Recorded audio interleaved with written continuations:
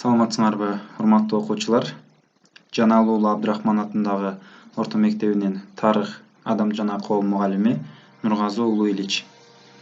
Урматтуу балдар, бүгүндөн баштап дүйнө тарых сабагынын 2 семестрин баштайбыз. Сабакка көңүл буруп, конт коюп угуп, дептериңерге конспектилеп, жазып, кайтарым байланышка чыгып тургула. Бүгүнкү сабагыбыздын темасы Таиланд жана Бирма. Сабактын планы: Таиланд королдугу, Бирма өлкөсү. Таиланд королдугу Индокытай жарым аралында жайгашкан көп сандаган аралдары менен белгилүү көп улуттуу мамлекет. Борбору Бангкок шаары. Мамлекеттик түзүлүшү конституциялык монархия. Мамлекет башчысы король.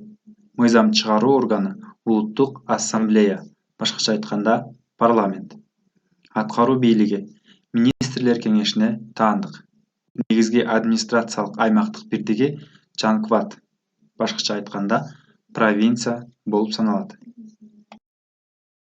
Эң ири аралдардын катарына Сиам булуңундагы Самуй, Пханган, Чан аралдарынын жана Андаман деңизиндеги Пхукен, Туроотау, Ланта, Пратонг аралдары кирет. 30дан ашык улуттун өкүлдөрү жашайт. Орто кылымдардан тартып 1939 жылга чейин Сиам өлкөсү деп аталган. Сиам которгондо кара терилүү дегенди түшүндүрөт. Бул өлкө чет элдиктердин үстөмдүгүндө болбогондуктан өз өлкөсүн Муангтай, башкача айтканда эркин элдин өлкөсү деп аташкан. 19-кылымдын ортосунан тартып Англия, Франция жана АКШ тарабынан таңууланган тең укуктук келишимдердин натыйжасында Таиланд 20-кылымдын 30-жылдарына чейин формалдуу көз карандысыз мамлекет болгону менен иш жүзүндө жарым колониялык абалда болуп калган. 1932-жылга чейин өлкө феодалдык монархия болгон. Рам 5-нин тушунда мамлекеттик аппаратта кайра куруу башталып, кулчулук жоюлган, мамлекеттик башкаруу, сот жана армия кайрадан уюштурулган. Таиланддын акыркы чек арасы 19-20-кылымдардын чегинде калыптанган. 1893-жылы Сиам менен Франциянын ортосунда келишим түзүлгөн. Келишим боюнча Таиланд Меконгду оң жээгинде ээлик кылуудан баш тартып, анын ордуна мамлекеттин бүтүндүгүн сактап калган. Лаос менен чек аралары 1902-1907 жылдары толук демаркацияланган. 1907 жылы Кампуча менен чек аралары такталган. 1932 жылы мамлекеттик төңкөрүштүн натыйжасында Таиланд конституциялык монархия болуп калган. Экинчи дүйнөлүк согуш мезгилинде Япония тарапта болгону менен иш жүзүндө япондор аларды басып алган. Таиланд япондордун макулдугу менен Лаос, Кампуча, Малайзиянын бир катар жерлерин басып алып, согуш аяктаганда кайтарып берген. Согуштун акыркы жылдарында АКШнын таасири күч алып, Таиланд Кореяга каршы согушка аттанган. 1954-жылы Сеато блогуна кирген. Ага ылайык АКШ өлкөнүн аймагына өз аскерлерин жайгаштырган. 1973-жылы октябрда Таиландда дээрлик 40 жыл башкарып турган кезектеги аскердик хунта кулатылган. Натыйжада АКШнын базалары жоюлуп, аскерлери чыгарылган. 1974-жылы жаңы конституция кабыл алынган. Өкмөттүн ички жана тышкы саясатында диктатуранын таасири бошоп, социалдык экономикалык иш-чаралар стабилдештирүүгө багытталган. 1976-жылы 6-октябрда аскердик төңкөрүш болуп, согуштук абал киргизилген. Конституциянын иши токтотулган, парламент таркатылган, жарандык соттордун иштери аскердик трибуналарга өткөрүлүп берилген. Аскердик хунтанын мезгилинде коңшу өлкөлөр менен болгон мамилелер начарлаган. 1977-жылы октябрда Таиландда кансыз төңкөрүш болуп, бийлик толугу менен жарандык өкмөттүн колуна өткөн. Жаңы өкмөт акырындык менен саясий абалды турукташтырып, демократиялаштырууга багыт алып, коңшулар менен болгон мамилелерин жолго сала баштаган.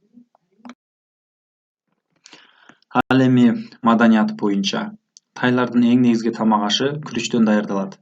Күндөлүк турмушунда өзгөчө айыл жашоосунда нарк, дөөлөттү катуу сакташат. Буддалык дин боюнча аял эркек монастырга барып, сыйынышкандарына жараша өзгөчө баа беришет. Эркектер монастырга барып сыйынышса, үй бүлө үчүн сыймык. Ал эми аял киши өзү үчүн гана жакшы, башкаларга тиешеси жок деп эсептелинет. Тай маданияты адегенде мондор менен хмерлердин маданиятынын таасири астында өнүгүп, ал аркылуу буддизмдин түштүк бутагынын хинаяну же тхверевадо көптөгөн элементтерин кабыл алган. Тайлардын салттуу искусствосу буддизм менен тыгыз байланыштуу.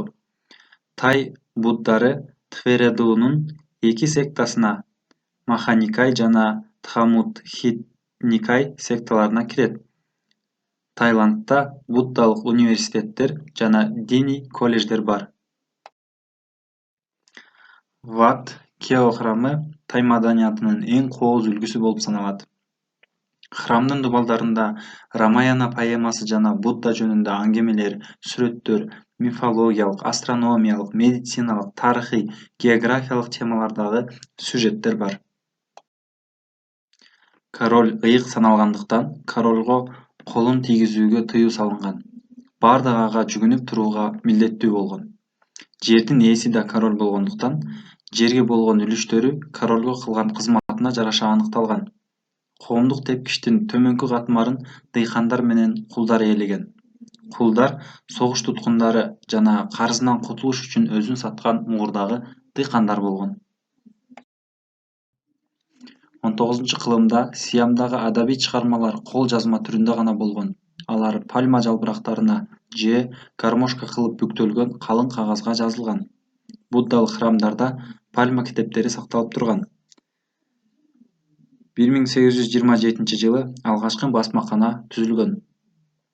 Классикалык тай адабиятына шатакалардан сырткары Рамакиен, Инао, Прабхай Мани, Кунгчанг, Кунгпен поэмалары жана тай тилине которулган Кытай романы «Үч падышалык» кирет. Таиландда театрдын бир нече түрү бар.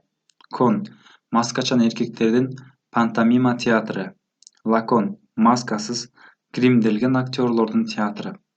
Азыркы тапта эң кеңири таралган театр жанры ликей болуп эсептелинип, анын репертуарына негизинен тарыхый темадагы драмалар жана комедиялар кирет. Тай музыкасы башка Индокытай элдериникиндей эле европалык музыкадан айырмаланып турат. Тай гаммасы 5 баскычтуу. 1921-жылы жалпы башталгыч билим берүү жөнүндө мыйзам кабыл алынган. 1970-жылдардын аягында 7 класстык милдеттүү окуу киргизилген, бирок мугалимдер жетишкен эмес. Агартуу тармагы реформаланып, окутуш үчүн англиялык мугалимдерди чакырышып, тай ак сөөктөрү билим алыш үчүн Европага жөнөтүлгөн. Өлкөдө бир нече университеттер, политехникалык институттар бар. Бирма, башкача айтканда Мьянма өлкөсү, Индокытай жарым аралынын батыш бөлүгүн жана жээкке жакын бир катар аралдарды камтыйт. Бирманын жогорку мыйзам чыгаруу органы элдик жыйын. Элдик жыйын мамлекеттик кеңешти шайлайт. Аткаруу бийлиги министрлер кеңеши. Ал мамлекеттик кеңештин сунушу боюнча элдик жыйын тарабынан шайланат. 18-кылымдан баштап гана бирмалык порттор кеме куруучу жана тыныгуучу база катары колонизаторлорду кызыктыра баштаган. Анткени Бирманын тиктери кеме курууда зарыл материал болуп эсептелинген. 1824-25-жылдардагы биринчи Англ-Бирма согушу. Бул согуштун натыйжасында Бирма түштүктөгү Танинтай жана Ракхайн провинцияларынан ажырап калган. 1852-жылдагы экинчи Англ-Бирма согушу Бирма өзүнүн түштүгүндөгү провинцияларынын бардыгынан ажырап, деңизден бөлүнүп калган. 1885-жылдагы үчүнчү Англ-Бирма согушунун натыйжасында Бирма толук көз карандысыздыгынан ажырап, Британиялык Индиянын курамындагы провинция болуп калган. Бирма Улуу Британияны чийки заттар, күрүч, тик, нефть жана башкалар менен жабдып турган. 20-кылымдан баштап улуттук боштондук кыймылы жанданган. Буга Октябрь революциясынын таасири зор болгон. Бирмалык дыйкандардын абалы өтө начарлап кеткен. 1930-жылы Саясандын жол башчылыгы менен дыйкандар көтөрүлүшү чыгып, 1932-жылы ырайымсыздык менен басылган. 1930-жылдардын ортосунан тартып, улуттук боштондук кыймылдарга демократиялык күчтөр Биздин Бирма ассоциациясы же Такиндер партиясы жетекчилик кыла баштаган. 1936-жылы Бирманын улуттук баатыры Аун Сан жетектеген бүткүл Бирмалык студенттер лигасы түзүлгөн. 1939-жылы Бирманын коммунисттик партиясы түзүлгөн. 1945-жылы Конституция кабыл алынып, ага ылайык Бирмада колониялык парламент түзүлгөн. 1947-жылы Бирма Индиядан бөлүнгөн. Экинчи дүйнөлүк согуш мезгилинде Бирма Япония менен союздаш болууну жактаган. Эгерде Япония жеңсе, Бирмага көз карандысыздыкты алып берет деп ишенишкен. Иш жүзүндө Бирма көз карандысыз республика деп жарыяланганы менен Япониянын колониясына айланган. Аун Сандын жетекчилиги менен эл эркиндигинин антифашисттик лигасы түзүлгөн. 1945-жылы 27-мартта Аун Сан жана генерал Невин баштаган армия жана ал отряды япондорго каршы көтөрүлүшкө чыгышып, Бирмадан кууп чыгышкан. Бирма кайрадан аңгылдардын бийлиги астында калган. 1946-жылы аңгылдар жалпы элдик иш таштоо көтөрүлүшкө айланып кетишинен коркуп, лига менен сүйлөшүүлөрдү жүргүзүүгө аргасыз болушкан. 1947-жылдары өткөрүлгөн шайлоолордо ал эң көп добушка ээ болгон. 47-жылы февралда Панлондогу конференцияда улуттук республикалардан турган Бирмалык союз түзүлгөн. 48-жылы 4-январда Бирманын улуттук көз карандысыздыгы жарыяланган. Ушул эле жылы экономикалык жактан да оор абалда турган Бирмада жарандык согуш башталган. 1950-жылдары согуш аракеттери токтогон. 1962-жылы 2-мартта бийликке келген Невин жетектеген революциялык кеңеш башкарган армия келген. 30-апрелде социализмге карай Бирмалык жол аттуу саясий декларациясы кабыл алынган.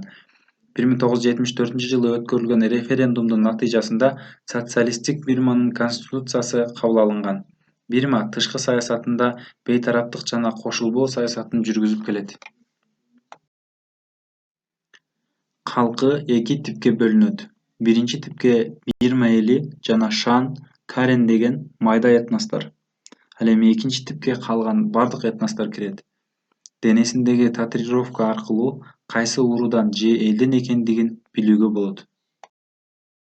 Негизги чарбасы сокко менен жер иштетүү, айыл чарба жумуштарына байланышкан майрамдар шаңдуу белгиленет. Кол өнөрчүлүк өзгөчө өнүккөн. Өзгөчө чеберчилик менен курушат. 1974-жылы Конституция боюнча дин ишенимдерге эркиндик берилген. Мамлекетте секуляризация, башкача айтканда, диндин мамлекеттен бөлүнүшү процесси жүргүзүлгөн. Көз карандысыздык жарыялангандан кийин өкмөт акысыз билим берүүнү киргизген. Монастырдык мектептерде да мамлекеттик программалар боюнча окутула баштаган. Бирма элинин фольклору бай жана көп кырдуу. Элдик чыгармаларда Буддага берилгендик бар. Үйгө тапшырма боюнча суроолор. Таиланд мамлекетинде бийлик качан жарандык өкмөткө өткөн жана азыркы мезгилде кандай саясатты колдойт? Буддалык храмдардын мааниси эмнеде? Бирманын улуттук көз карандысыздыкка жетишүүсүндө Аун Сан менен генерал Невиндин иш-аракетин салыштырып анализдегиле. Секуляризация процесси деген эмне? Ал кандай жүргүзүлгөн?